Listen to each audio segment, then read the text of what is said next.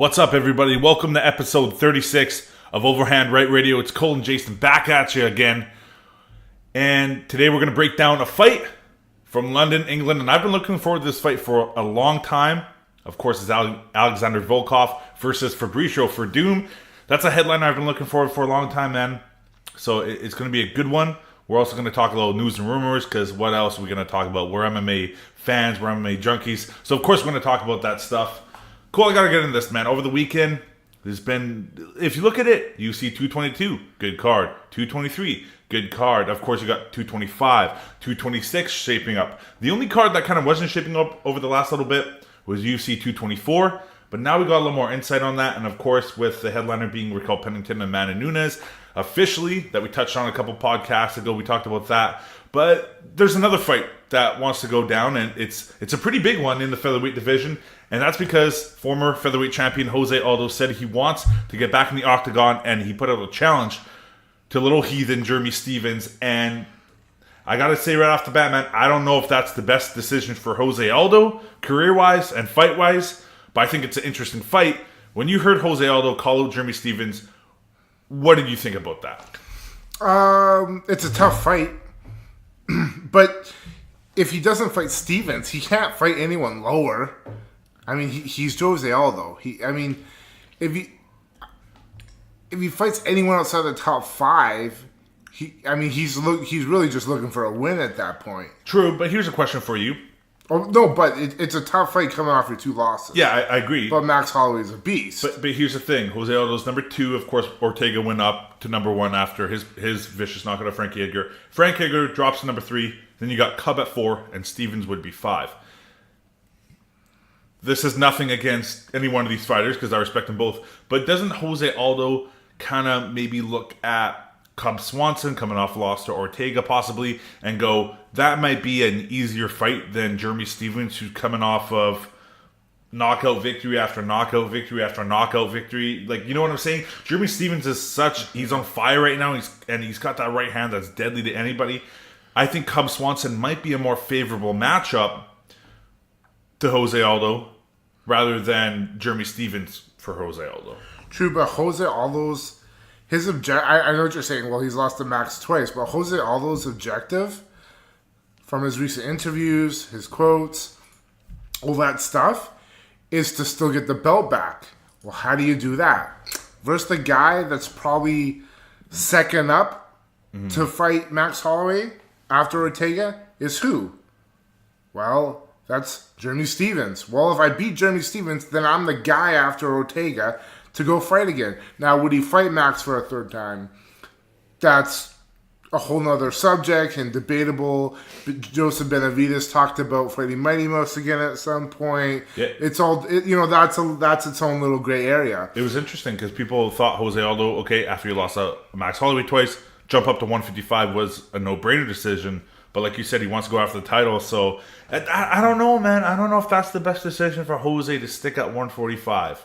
I don't know about that. I think 145 now is at its peak when you look at the contenders, and I think Jose Aldo, he's been in the game for a long time. This might be 155 is not easy. That's probably the toughest division. So I'm kind of backtracking now, but it's just 155's top 5 is worse. Yeah, exactly. It's hard. I was just thinking about that when I was looking at the rankings. Khabib, Tony, you want Jose Aldo to go fight them? No, I do not. I regret that. Oh my god! But outside of the top 5, yeah. But inside the top 5, oh my god. Well, it would get bad. If he's got his eyes on the title, it's definitely 145. Yeah. But if he decides to... It is a tough matchup because you look at Stephens' knockout power, and then you look at Jose, who's been stopped twice now. Now, I'm not saying he's a weak chin or anything, but you just look at that and you go, "Ooh, man, he's got a tornado coming in," And I know what you mean. Coming off 2 losses, it's not the most ideal as far as you're getting back on track. But he's at that status. He's a legend. He's at that point right now, and his objective is to get the belt back, where it does make sense in that part. What's the right way? Well, we'll find out on fight night, right? If he wins, he looks like a genius. He's right back at the top, like nothing's ever happened. If he loses, now you're talking about a guy who's lost 3 in a row and probably will never fight for another belt again. So it is a high risk, high reward fight. But he's at that point of his career where he can't take these little fights and kind of hope Dana and the UFC, charities him a title fight again, right? And I also think it's in Brazil, and he's like, well, I'm fighting in my home country. I'll have the advantage. We all know if he goes to the scorecards, it's a good situation from a home cooking perspective. And that's what maybe you can look at as well from his, standpoint. Yeah.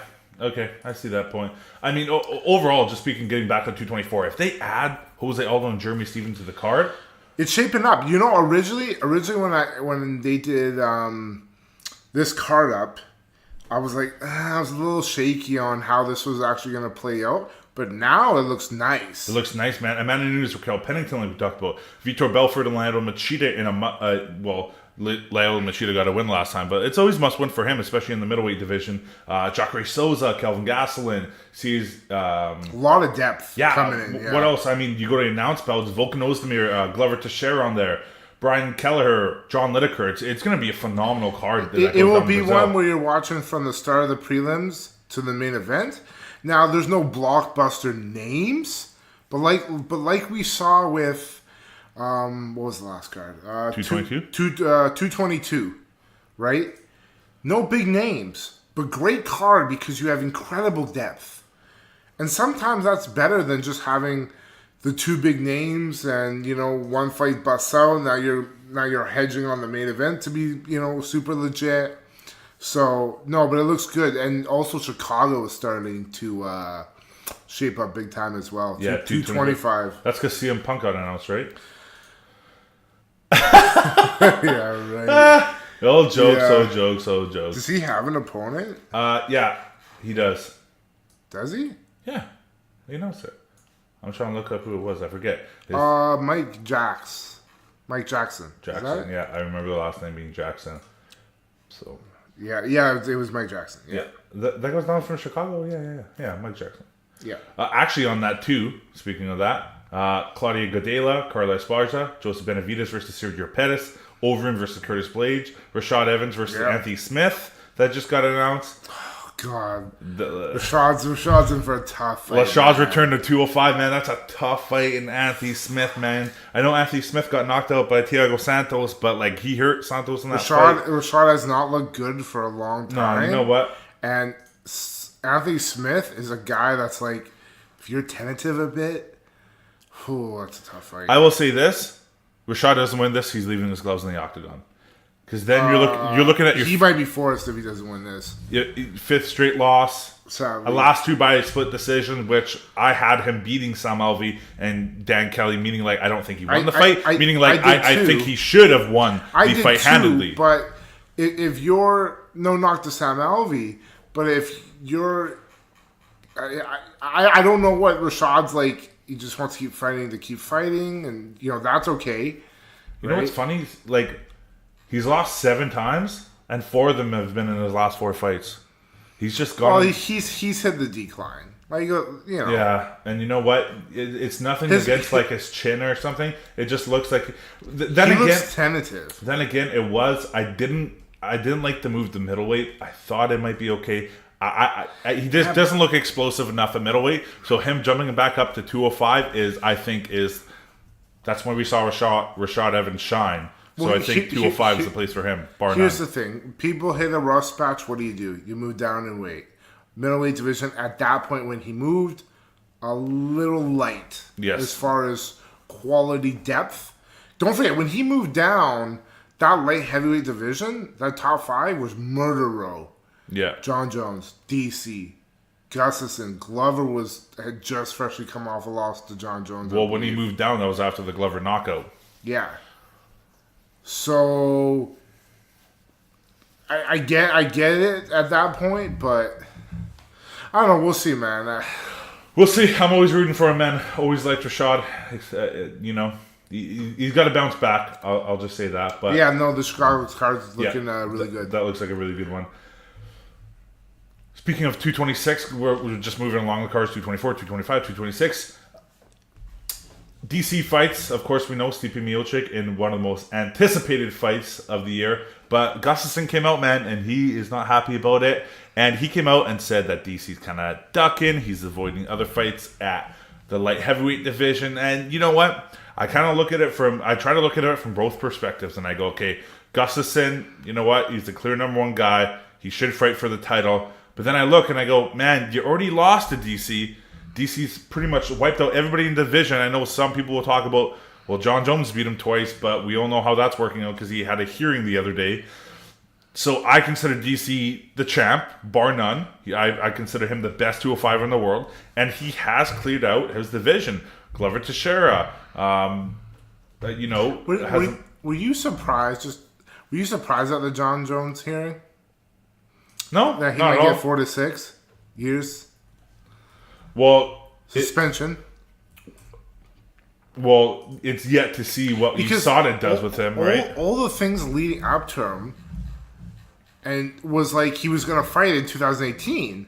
I said that from the jump. That wasn't going to happen. No, but like Danny came on and said it, and he was like training with videos, and you're like, oh man, his manager came on and said, yeah, this stuff's tainted, it was looking actually good. I was actually like, oh man, like I'm not on either side of this fence, but whatever, right?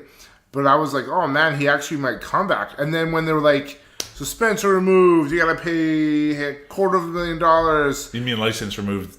Yeah, and you gotta pay $250,000 and 4 to 6 years. I'm like, whoa, everything was going left. Yeah, and that hearing, everything went right, it seemed. Yeah, well, they said, you know what, wrong. This can happen. He's going to be suspended for this. There's all these different people with different opinions, but I think with the USADA hearing, he's going to get suspended because, look, I want nothing but John Jones to come back. You think he's going to get 4 to 6?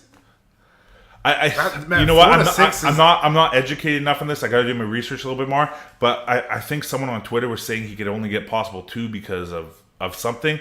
But let's just say it's even 2 years.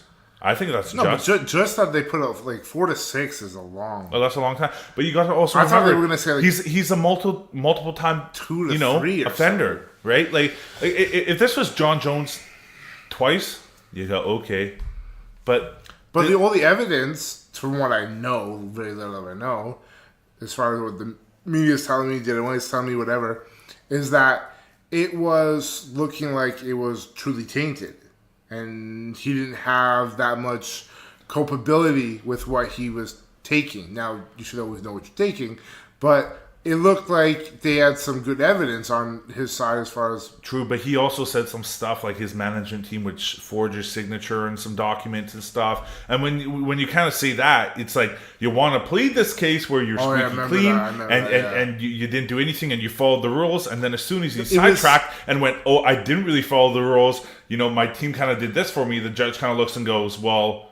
You're telling me to believe you on this, but clearly you lied about certain things just a couple months ago or a year ago. I don't think that affects the evidence, but it affects his character. Exactly. And it affects how people, if you come with this, I'm innocent look, and then you say, you forged something, which is someone lying on your behalf, it's people aren't going to take the rest of the stuff you say as sincerely if you just admitted to something. It's hard to apologize. Exactly. Right? It's like, well, I'm sorry, but you did all these things wrong. That are clearly your decision to do. Correct, and like I see people on Twitter going, well, if he's lying about on his documents and all this stuff, then for forging the signature, I should say, then people are like, okay, how are we supposed to believe you that that it was tainted and you didn't decide to do that if you decide for your management team to give them the go ahead and forge it? Just like we're saying, all this stuff leads up to you want to come with this I'm innocent effort, and then when you admit something, it just takes that away. I don't. John Jones is the weirdest thing for me, because it's like people are like, oh, he's a good guy, he's a bad guy, but I'm like, good guy or bad guy? Chael Sonnen portrayed a bad guy. There's been a lot of guys in UFC who have not been great people. Right? But they've always toed the line. Right? John Jones is a guy who he can't stay on the narrow. Like, I'm not saying don't party or, just, like, be, like, you know what I tell my son? I tell my son to color in the lines. And sometimes he scribbles a bit outside, and that's okay. That's okay. But if most of them are in, I go, well, that's okay. That's great. That's all I need John Jones to do. Stay in the line. Sometimes go out, but don't let the pencil go to the next page. You know who John Jones should take a page out of? Rob Gronkowski. He's the only man in the NFL that can get away with clubbing, partying, all this stuff. He's at WrestleMania. But yeah, exactly. He goes out of the line, but he never goes too far where you see him getting a DUI or getting suspended for substance abuse. No coke, no strippers, no hitting pregnant women in the car. Yeah. Odell Beckham's and shit right now. Yeah. Because of the new video that surfaced. Perfect example. Rob Gronkowski, he goes a little bit out of line. He has his fun. But you know what? Right when it's serious, it's serious. He never gets in too much trouble where it's going to be, damaging to his reputation. Everybody knows him as a love-funding guy that likes to party. Yeah. Not this guy that is a good guy, but he just needs to calm down and stick to football. So I would refer to that as someone who does that really well, who has, party time and work time. But anyways, back to what we were talking about. Back to Gustafsson. Listen. Well, let me finish my point. UFC 226, yeah, Gustafsson said, it wasn't fair that he went up and he's ducking 205ers. But like I was going to say, Glover Teixeira really hasn't earned a title shot, in my opinion, I don't think. Jimmy Manuwa was coming off a loss. You look at what Daniel Cormier's done. He's beat Gustafsson. He's beat Ozdemir. You look at all these people that are coming up, and he's beat all those people, right? So I think he's earned that rep to go ahead and verse these people. Are you going to give Jimmy Manuwa, a title shot when he's, has a loss recently? No. Glover Teixeira, really, he's even said it a couple fights ago, he wasn't really looking the best. He did look good his last fight, but I think this fight at UFC 224 is a big one for him. So I would say, he has earned that right. But I will say this. Well, I'll let you say your point first. Well, no, I mean, Gustafsson, no doubt, is the next. If DC fights at 205 again, it's Gustafsson. I was just about to say that. It has to be. Yeah. It has to be. To me, there's not even a debate in my mind. It has to be Gustafsson. Now, here's the thing. Here's another question. Didn't Luke Rockhold just call him out? Yeah, Luke. Well, Luke said he wanted to go 205. And Gustafsson said, well, if you come on up, let me welcome you through the doors and open up the door of the octagon. When I heard that and then I saw it, I was like, yeah, Luke don't want that. That's a tough fight for anybody. Luke don't want that. Well, also Luke saw, I posted on our social media as of late that, Luke wants that fight with Bisping. And Luke actually came out and said that, it's going to go down 226, him and Bisping on International Fight League. I would like to see that more. I would like to see because I think it's more of a competitive fight. And I think it's a better rivalry that they can hype up their 1-1.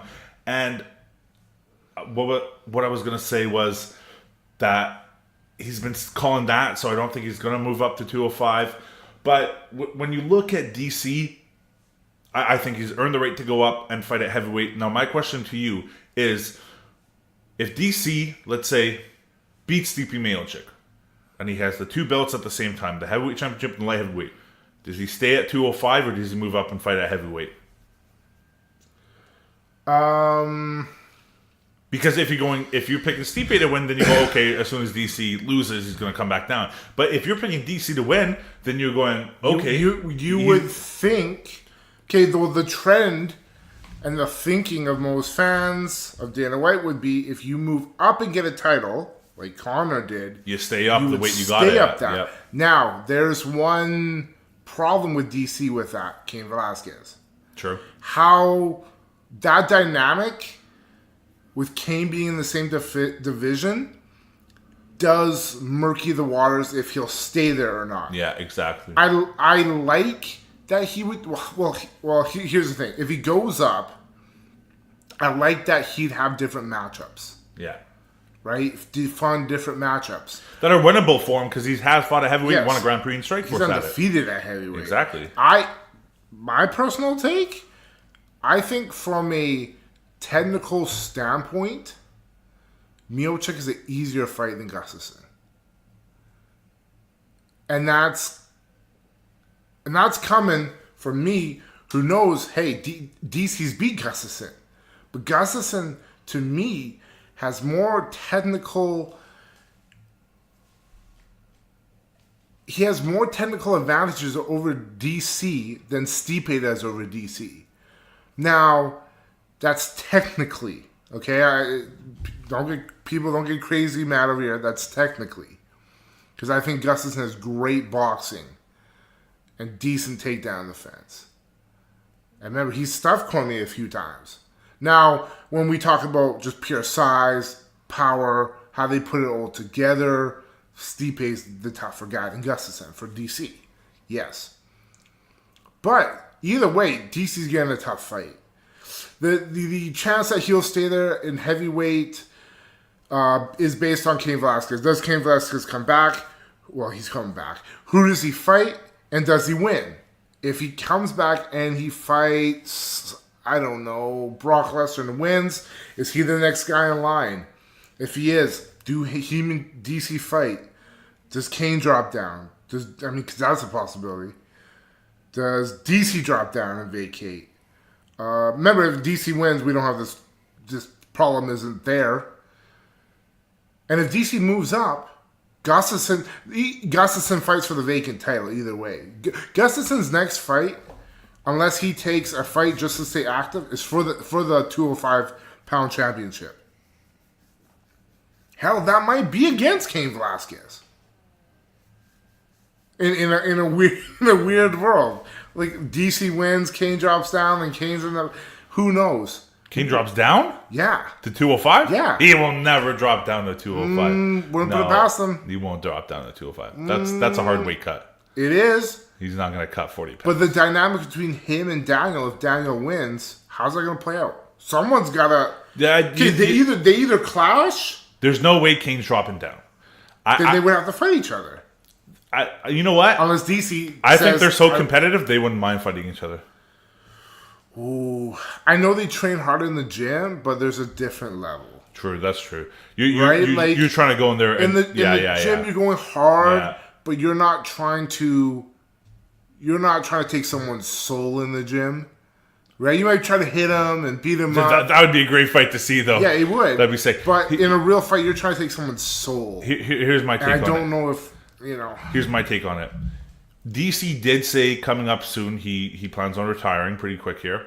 So I think if Daniel Cormier wins the title at heavyweight, let's just say, hypothetical, because Stipe could knock him on the first and we're not even having this problem. Exactly. But hypothetically, if DC goes up and wins, he takes one fight, maybe against, I don't know, depends who the number one contender is, might rematch against Stipe, wins the title, tries to defend it once, and that defense would be his last remaining fight where he would retire. Against Cain.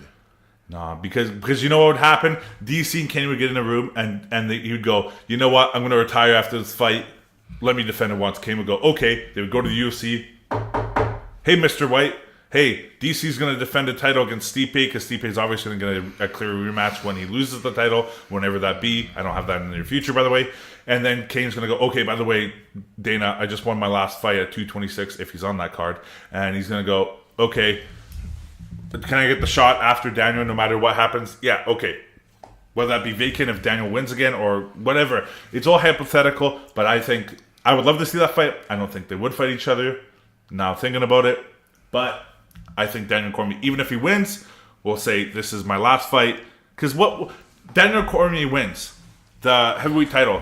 Is he going to go on this big run of heavyweight? No. He already said he's going to want to retire. He's going to want to defend it once. They say. I don't know, man. No, man. You win. You want to get on a roll. No. Things change quickly. Because I'll say this. He'll want to go out on top. He's one of those guys. He doesn't lose a lot. He's only lost twice. And those are a little bit of gray areas. As we know. Because the person pops out. I don't know. It's a weird situation. Also, you look at heavyweight. And no matter who wins, who's the next number one contender? What if Stipe wins? Who fights him next? None of the top 5 guys are fighting each other. You would, well, I think Fabricio's fighting an Alexander Volkov, who's not in the top 5. But if Fabricio, Francis won't be fighting a guy who's in the top 5. Cain won't be fighting a guy in the top 5. I'll tell you who. Alistair won't. I'll tell you who. Alistair has a match against Curtis Blades at 225. That's number 2 against 5. Okay, that's the only one. Fabricio has a fight against Volkov. If Alistair wins, he'll get the fight. If he loses... Really? He gets the rematch right away. If he loses, not right away, and Fabricio wins, then Fabricio gets it. If Fabricio and Alistair loses, it's Curtis Blades. Can you really give Fabricio a title fight from beating? What was the guy's name?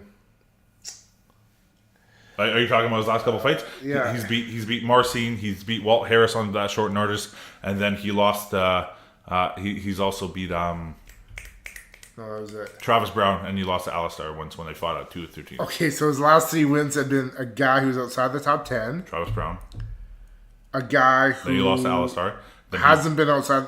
Is outside. So two guys outside the top 10. And then Walt Harris, yeah. And then Marcin. And then Marcin. Who can't crack the top 5. And we're going to throw him in a title fight? If he beats even if he beats Volkov.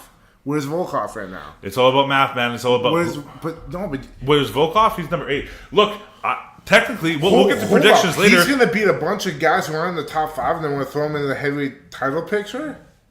If Alistair loses, you got Francis number 1. I say Blades over Fabricio. Depends if Blades wins. If Blades wins, I would give it to him over Fabricio. Really, you would. So you're having Alistair Blades' number 1 contender fight over Fabricio beating a bunch of no ones.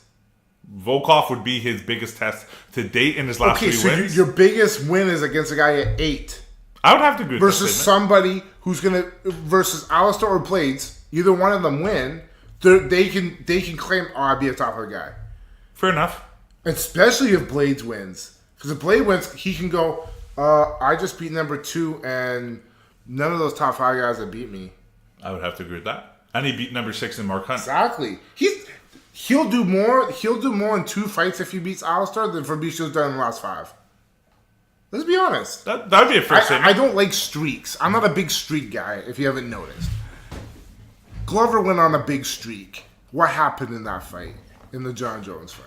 He got whooped. I don't believe in streaks. Because you can beat a bunch of guys outside the top 5, outside the top 10. 9 fights in a row. Yeah, 9 fights in a row. Right? Like, look at lightweight. You could be like, I beat everyone outside the top 5. Yeah. See that top 5? That top 5 would absolutely murk you with Tony and Khabib and Conor. So I'm not a big streak guy, and that's why I'm not a big streak guy. I'd rather you beat a guy in the top 3. You beat one guy in the top 3. To me, that's more than if you won 3 fights outside, the top 5 or the top 10. Right? Not a big streak guy. I want you to beat a guy near the top. That's why we have rankings. We don't have rankings because you can beat 10, 11, 12 and then get a title shot. No. We have rankings because if you want the shot, you got to be the number 1 guy. And how do you be the number 1 guy? You usually beat them or you beat the second guy, something near the top. Right? So yeah, I would have to agree with those statements by saying, Curtis Blades, he could do more, man. I mean, beating Mark Hunt, even though, it wasn't his best performance, and beating Alistair. And I like Volkov. Yeah. I think he's good. Like, I'm not dismissing a win over Volkov. Volkov he's what Stephon Struve should be. Okay. Let's dive into the fight with Volkov, man, because you know what? He fights over in London against Fabricio Werdum, and right now, we're sticking on the theme of heavyweight rankings. He's number 8. He has a chance to beat the number 3 guy in the world that they consider one of the best heavyweights of all time. He has a chance to really jump into the top 5, maybe jump up possibly to that number 4, number 5 spot, depending what it is. And he really has a chance to cement himself. And you want to talk about a guy that's beat guys in the top 5, which would be his first if he wins this, and streaks. I mean, this would be his 6th win in a row, and he beat the number 3. This is a guy that checks mark on the streak. I know you don't like him, but he also beats a guy in the top 5. I like him. I just don't believe in streaks. But if he beats Fabricio, that's a top 3 guy, isn't it? Yeah. So hell yeah. I would have to agree. Let's roll. Now Volkov in this fight, man, 250. He has a 3-inch reach advantage. He's very accurate with the strikes. He hits almost 60% of his strikes. His defense is really good, blocks up to 61%. This is a guy that uses his length good, utilizes the jab good, lands strikes. He's very accurate with his punch. He's not going to knock you out. a lot of the times, right? He's not this big power puncher that will really just one crack you like we saw against Alistair Francis Ngannou. He doesn't possess that. What he possesses is foot. No one possesses that. Yeah, I know.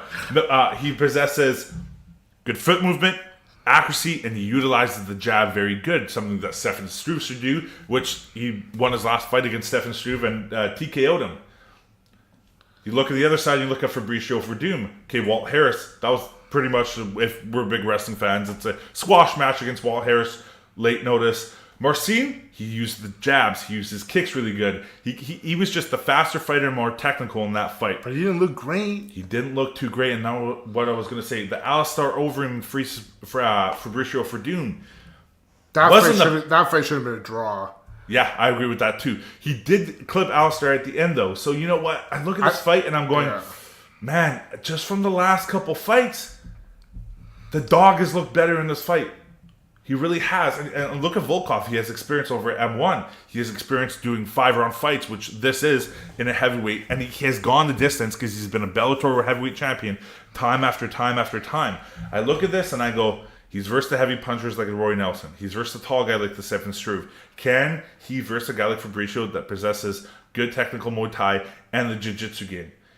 Me personally, I have Volkov winning this fight just basically off of, I think his accuracy is just so good. The way he pops that jab and everything comes off it. Straight rights, the right hook. I love everything about Alexander Volkov's game. And right now, I just think he has something. He uses his height and his jab, something that is very hard for people in the heavyweight division to match. And his defense is very stellar. I have him win this fight. Now, the tough part for me to say, is it going to be stopped or is it going to go to distance? I'm going to say Volkov's going to go to distance. I'm probably win 4 rounds to 1, in my opinion. And Volkov's going to come with decision, move up in the top 5. I don't know why. I sometimes pick the dog. It worked out when we picked Ortega. But in this case, I just think Volkov has some tools right now that no other heavyweight possesses. Well, I'll give you my prediction first. I think Volkov 4-1 as well, actually. We did not even talk about our predictions. No, we didn't hit it. Listen, I think he does everything good that Werdum does not as well. Right? Werdum's not a great striker. Technical striker. Volkov is. Okay. And then where Werdum's really strong is the ground. Well, I would say Volkov's a more technical fighter than Fabricio. Not on the ground, though. No, I'm just talking striking, yes. Yeah. I don't see Fabricio getting Volkov down. Well, not easily. Like you don't see... Fabricio's not throwing a power double, right? It's a lot from the clinch to a drag down to a trip. Against Volkov, that's going to be hard. Yes, and the one thing I will say about that quickly is Fabricio doesn't land a lot of takedowns that he gets. You know what? You look at the Kane submission, you look at the Fedor submission. Those are ones where he gets dropped or someone shoots for a takedown and he catches the neck, catches the arm, something like that. Or he trips a guy in a clinch or whatever, yeah. Volkov's takedown defense, over 75%, he does a good job of staying on his feet. He does a good job of sinking the hips, and not a lot of people have taken him down. Now, when I look at Volkov, the only thing I can say is no one's really...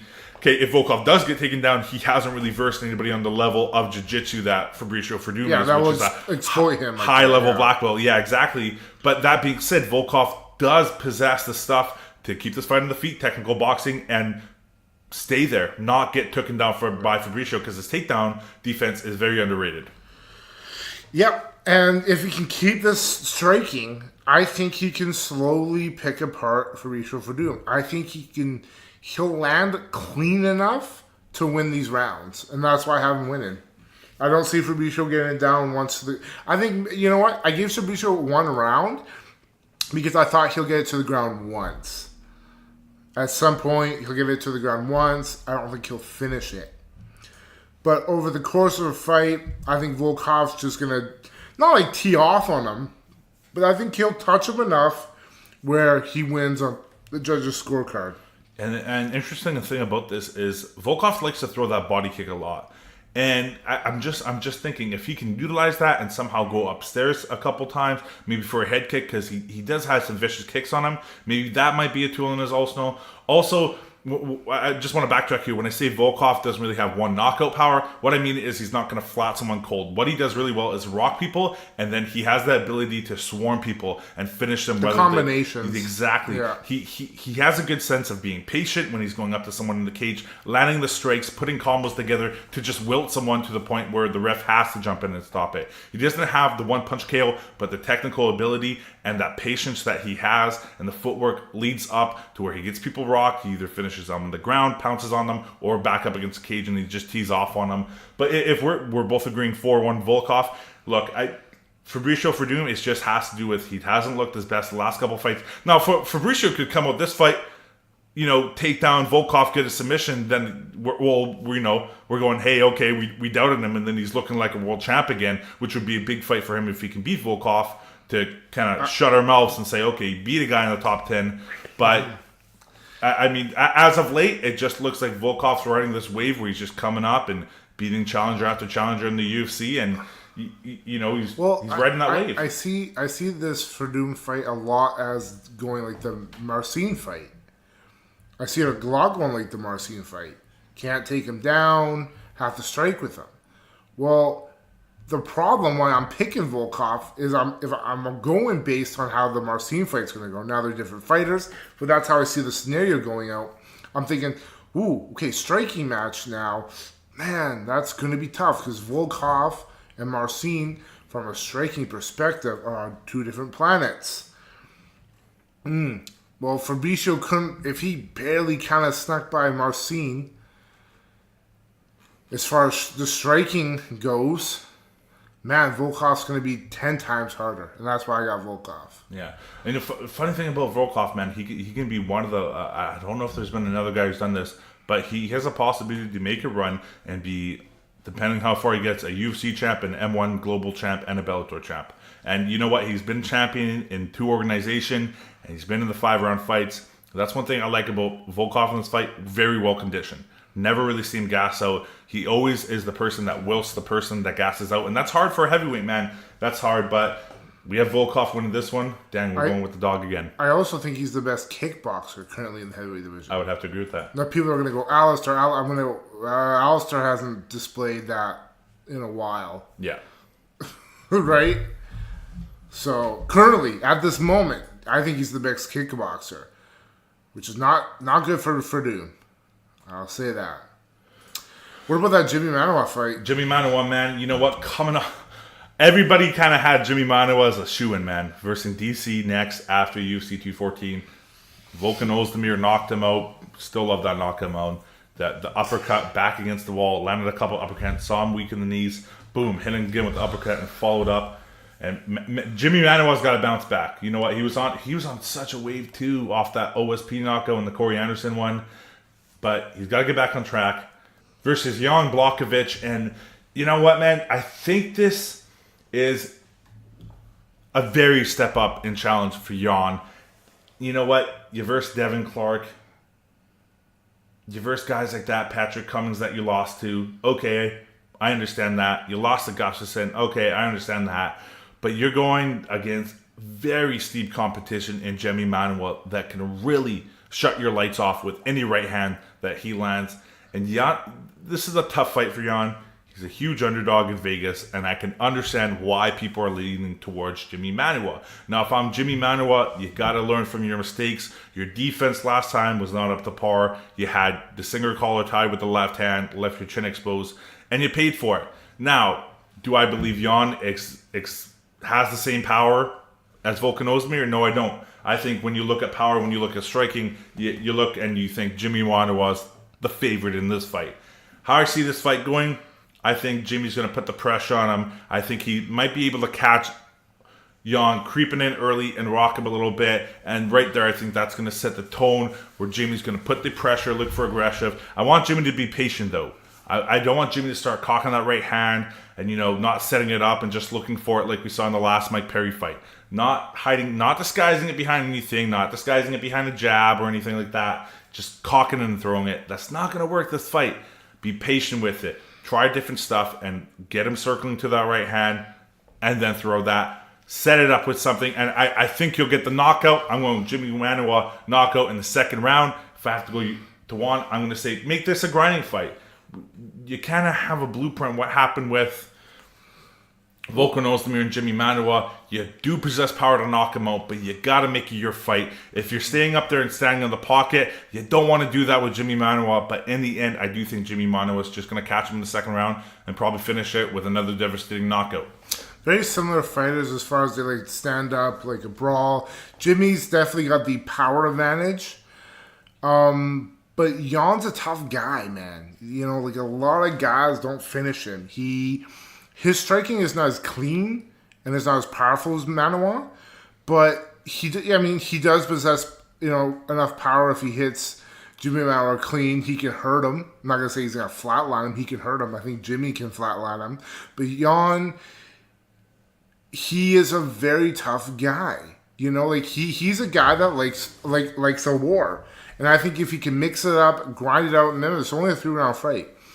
He can do, you know, he could win some rounds, man. And I think if he goes in with the right game plan of clinch, dirty boxing, make Jimmy Manuwa be very active, and get Jimmy moving backwards, I think is the key as well.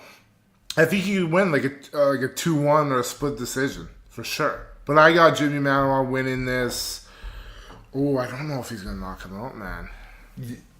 Jan's tough, man. He is, I'm man. gonna tell you. I've watched his fights and like he's lost some fights. He's only been knocked out once. Well, that's what I say. Like I've seen him lose a fight, but I haven't seen him. Man, I haven't seen him got really like hurt. He's got and just to sum this up, we should have hit it right off the nail at the head. This is a rematch, Jimmy Manuwa and Jan. Of course, they fought back in 2015 in April, so. 3 years. Both different fighters. Yeah, both different. Yeah. I was just about to say that. Both different fighters. You know, a lot of people like to look back at the first time. Of course, Jimmy Manuwa won by unanimous decision. But both different fighters. Both have elevated the games. You know, I think Jan also is a purple belt in Brazilian Jiu-Jitsu. Will he be able to take Jimmy Manuwa down? We'll see. But if it does get to the ground, Jan has a pretty good game to give Jimmy some trouble. I just don't see the fight going like that. I got it. I'm deciding right now between 2-1 Manuwa or a Manuwa 3rd round KO. I'm gonna go with Manuwa 3rd round KO. There you go. I think it's gonna take a while. I think it's gonna take. I don't think it's gonna be a flash 1 knockout 1st round KO by Manuwa. I think it's gonna take. That's why I picked the 3rd round, because I think it's gonna take a lot of punches to hurt him, and I don't think it will be a flash KO. I think it will be TKO. I think it'll have to be a lot of power punches that land clean that wilt him. Combined 20 knockouts between these two and a combined 48 fights. So I just don't see this going to me this time. Yeah. To me, this is a funner fight. Yes. As far as KO power brawling than the main event. Yeah, I would have to agree. I think the co-main event has a better chance of getting ended than I believe the main event does. Yes, 100%. Episode 36 in the bag. Enjoy the fights this weekend. Volkov and Fabricio Werdum, of course, and Jan and Jimmy go at it in the co-main event. And next podcast, episode 37, we will be talking about UFC 223 as it leads up. And that's going to be a good one. So make sure you enjoy these fights before the madness of UFC 223 happens. Can't wait. We're looking forward to it. You know the drill. Facebook, Twitter, Instagram, SoundCloud, Podbean, Google Play, iTunes, everywhere we're at, man. Make sure you like, follow, download this podcast. We'll check you out next time.